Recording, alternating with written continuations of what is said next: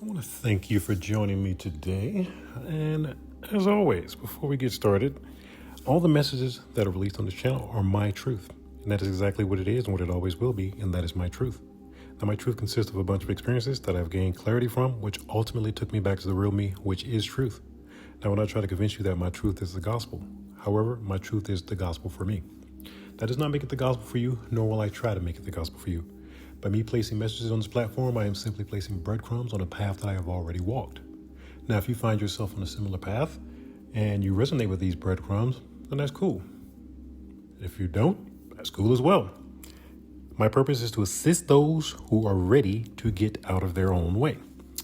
So, with that being said, let's go ahead and jump right in. So, I think I want to start in another little series of messages. And this series of messages I'm going to put under the title of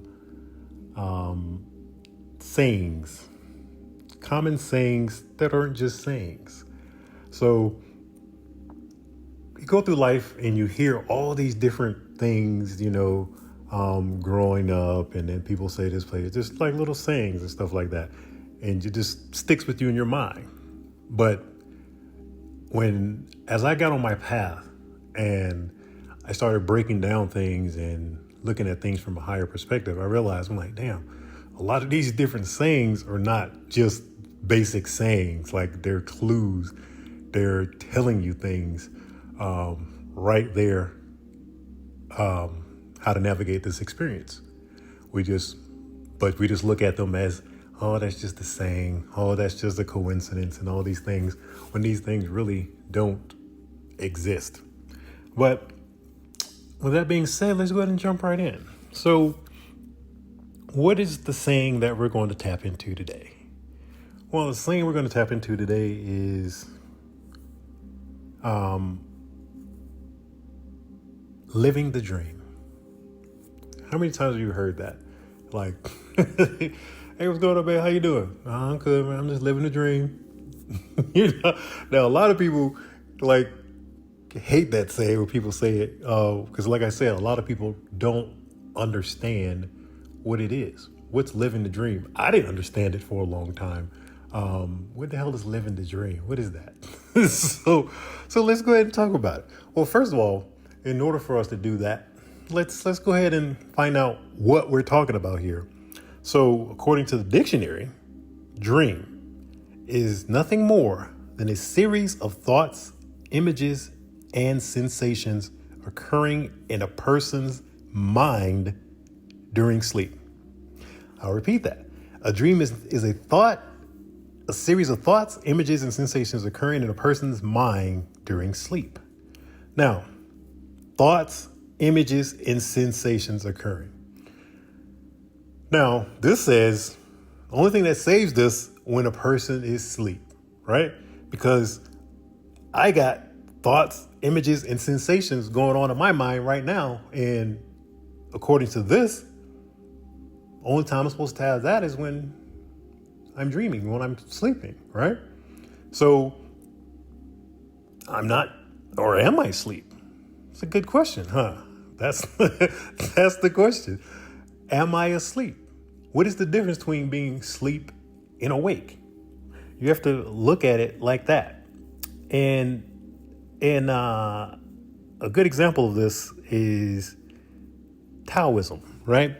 In Taoism, I don't remember how the exact story goes. It's just basically, I'm going to shorten it up.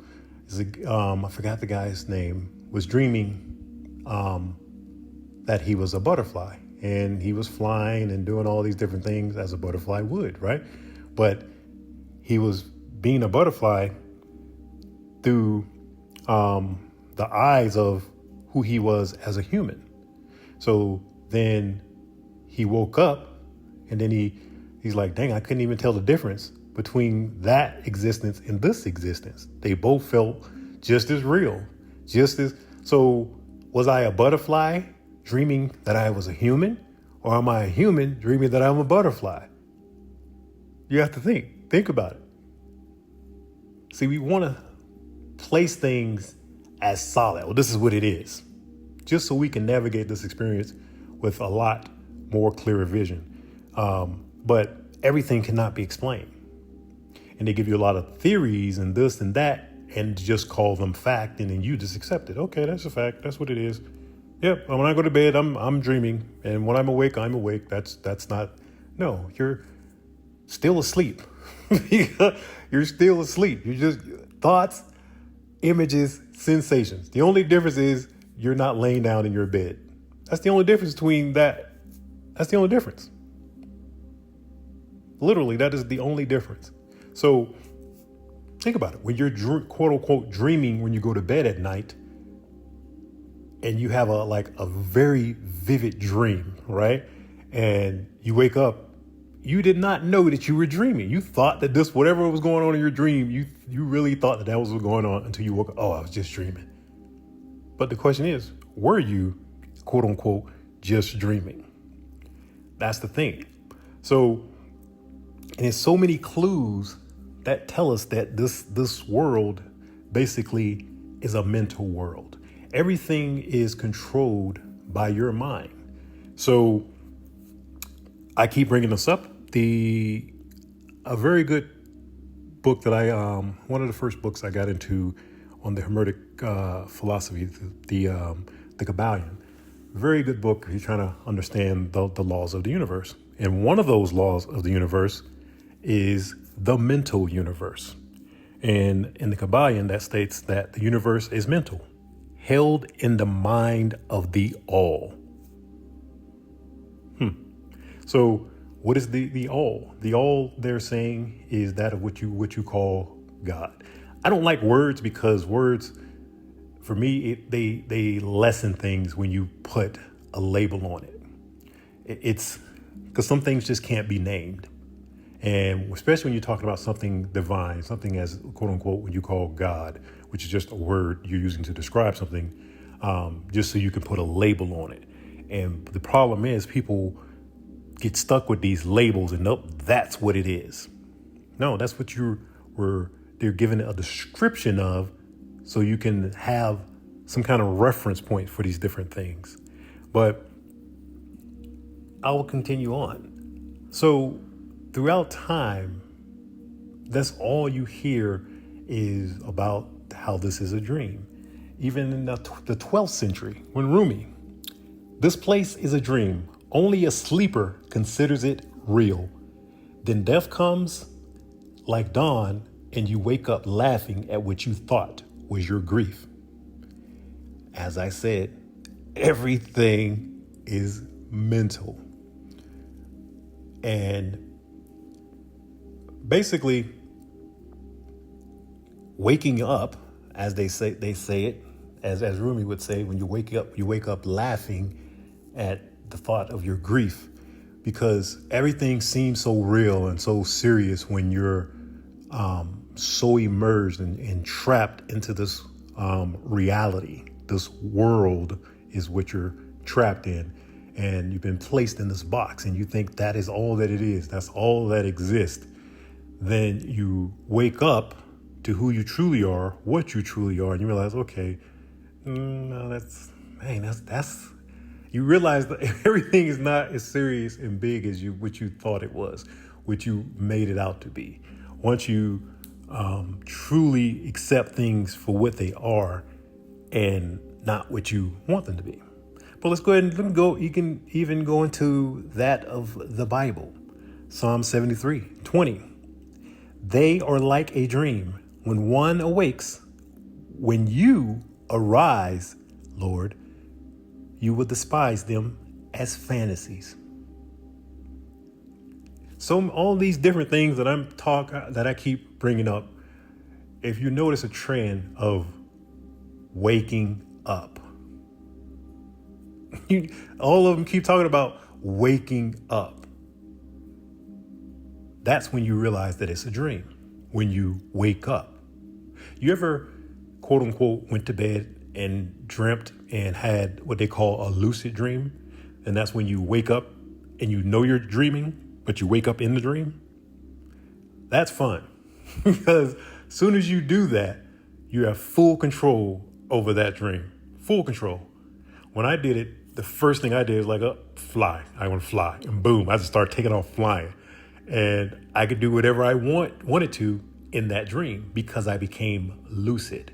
I woke up inside of the dream.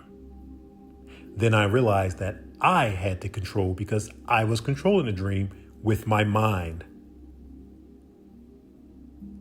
That is all this is. When you wake up from this dream that we all dreaming, calling life, you have more control.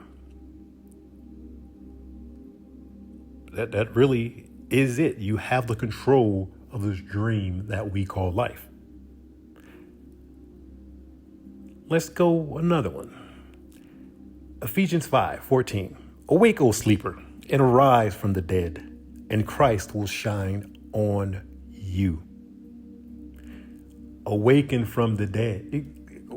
Everything I keep telling, I can just keep spitting out these different sayings over and over and over. And they're going to keep saying the same thing. When you awake, the problem is a lot of people are waiting to, quote unquote, awaken when they die. That's when people find out that this is just but a dream. If you ever been around people as they're passing, like I said, I worked in the hospital 20 years. So I've been around people as they're passing. When you're around that, and that's when you really understand. Like when people are halfway in and halfway out, then you know there's something on the other side. Because they're seeing things. They're talking about, oh, look at the lights. Look at this. They're seeing they're halfway in, halfway out. They're waking up from this dream of life, and they're continuing on their journey. But unfortunately, like I said, this is when a lot of people choose to, because this is a choice, choose to wake up, is when you're at the end of your life. When you can wake up from this dream of life now, if you chose to. But yes, that will require you to go within and clear out those clouds and all these beliefs that you've agreed to. But once you do that and work through all those issues and stuff that you need to accomplish as a soul, you will awaken, you will arise, and you will see that this is nothing but a dream. And I'll end it with a little nursery rhyme. Row, row, row your boat gently down the stream. Merrily, merrily, merrily, life is but a dream. Why put that into that little nursery rhyme? Why?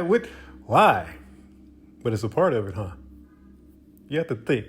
All these different things point to this being a dream, a simulation. It doesn't matter.